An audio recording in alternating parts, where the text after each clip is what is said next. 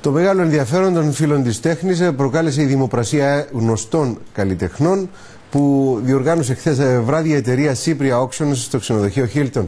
Στη δημοπρασία εκτέθηκαν 153 έργα και εκτός από τα άτομα που βρίσκονταν στην αίθουσα, προσφορές κατατέθηκαν γραπτός και τηλεφωνικός.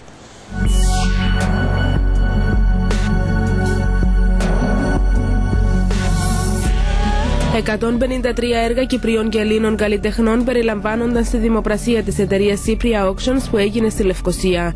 Οι πίνακες του 19ου και 20ου αιώνα προσέλκυσαν το μεγάλο ενδιαφέρον των φίλων της τέχνης και για την απόκτησή τους δεν δίστασαν να προσφέρουν πολύ μεγάλα ποσά.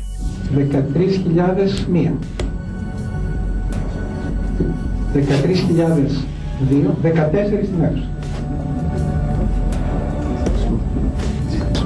4.015 στο πλάι.